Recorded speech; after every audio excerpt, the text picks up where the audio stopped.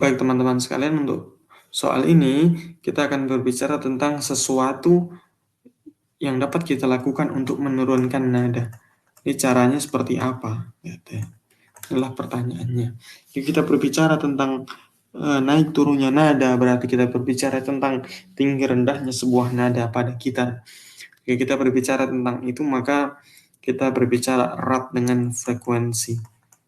Nah, frekuensi ini adalah banyaknya getaran, gitu ya. Getaran yang dihasilkan oleh senar gitar setiap detiknya. Semakin tinggi getarannya, maka semakin tinggi pula frekuensinya. Nah, apa hubungan frekuensi dengan nada? Jika frekuensinya tinggi, maka nadanya pun akan tinggi. Gitu.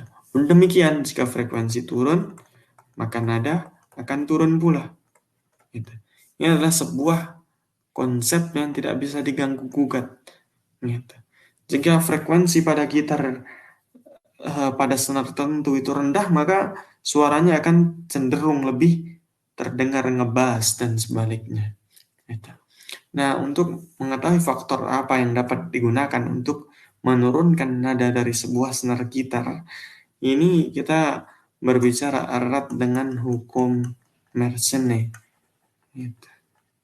Nah, hukum Mersenne ini dapat dituliskan dalam persamaan frekuensi sama dengan per 2L dikali akar dari F per Rho dikali A. Gitu. Di mana F ini adalah frekuensi. Gitu. Ini adalah frekuensinya. Gitu ya. Dan L ini adalah panjang senar atau panjang tali gitar itu. F adalah gaya tegang tali dari gitar, gitu ya. Gaya tegang tali. Rho adalah massa jenis dari senar, gitu ya. Massa jenis.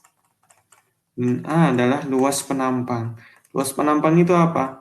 Luas penampang ini adalah luas dari, kalau gitar itu kan ketika dipotong melintang maka silinder bentuknya. Nah, luasnya itu berapa? Ini berbicara tentang A. Nah, kemudian bagaimana caranya untuk menurunkan F? Jadi targetnya ini kan menurunkan nada. Berarti kita berbicara cara agar F-nya turun. Gitu. Ini bagaimana caranya?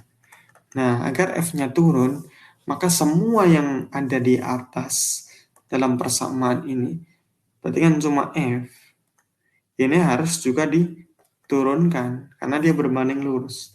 Dan segala sesuatu yang berada di bawah, kan, berbanding terbalik, agar nilai F-nya kecil, maka harus diperbesar. Gitu. Dan demikian cara untuk menurunkan frekuensi atau nada pada senar gitar. Yang pertama, kita dapat menurunkan gaya pegangan tali. Yang kedua, kita bisa memperpanjang senarnya, gitu ya, pada senar gitar. Atau kalau gitar ini kita kan bisa dipencet, gitu ya. Nah, berarti tanpa memencet dia adalah frekuensi paling besar. Ya paling kecil, mohon maaf. Ketika dia dipencet semakin dekat dengan kita, frekuensinya akan semakin naik. Kemudian yang kedua, kita dapat menurunkan massa jenis dari tali gitar. Nah, ini dengan mengganti talinya, gitu. Dengan massa jenis eh, yang lebih besar, gitu ya.